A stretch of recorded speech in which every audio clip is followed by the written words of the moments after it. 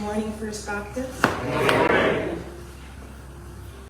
The year was 1865, the day, December 6th, when a law was passed by Congress in the United States. A law that abolished slavery, however maintained racial segregation, discrimination, and disenfranchisement.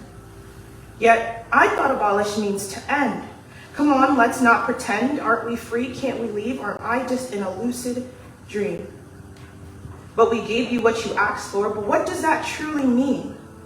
Why did Dr. Martin Luther King have to march for a dream? Because now everything is looking like a scheme. While you weren't specific with your request, fine, then let us speak. Let us breathe, don't swing us from trees. Let us attend schools that will teach us everything, so I can get a J-O-B and not be looked at as a T-H-U-G. Well, there's dreams and nightmares, according to Meek. But Dr. King, what did you mean when you said we can never be satisfied as long as our children are stripped of their selfhood and robbed of their dignity by signs stating for white only? But aren't these signs now in clothing designs? Children saving their money for a size that will do nothing for their life, pricing at a specific high, but let me specify that it's not just clothing designs, but poverty lines. Family can't get food on the table because they don't have a dime. Is that not considered a crime? Or we just must have it good?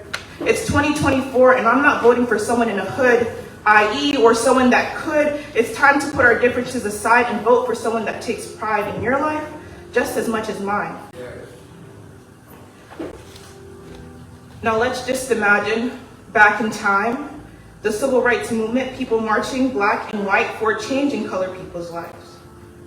I thought we hold these truths to be self-evident, that all men are created equal, but why is your hand on your gun and your associate following me?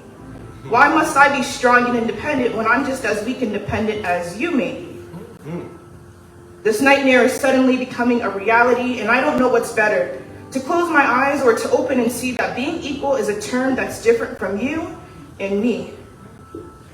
So who is there to blame?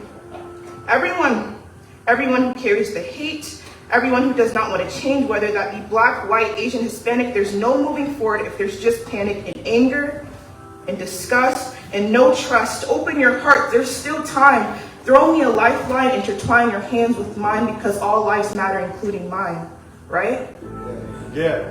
Or was that just a saying to put up a fight? Are we really doomed? Is there no light? The grass is greener, but on whose side?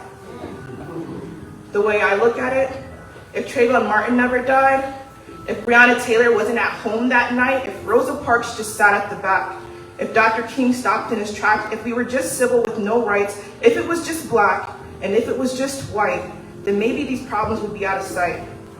Of course, many other problems will arise, but just dream of that type of life. Look around. Can't you see this is not Dr. King's dream? Because last time I checked, Dr. King wanted freedom to reign. And if America is to be a great nation, then this must be true. So let freedom ring from the hilltops of New Hampshire. Let freedom ring from the mighty mountains of New York. Let freedom ring from the heightening Alleghenies of Pennsylvania. Let freedom ring from the snow-capped Rockies of Colorado.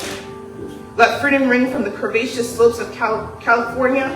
Let freedom ring, but not only that, let freedom ring from stone mountains of Georgia. Let freedom ring from every hill and molehill of Mississippi and every mountainside.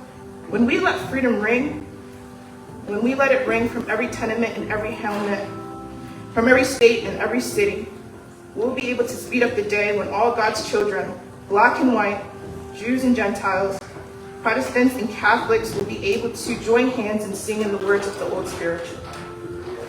Free at last, free at last.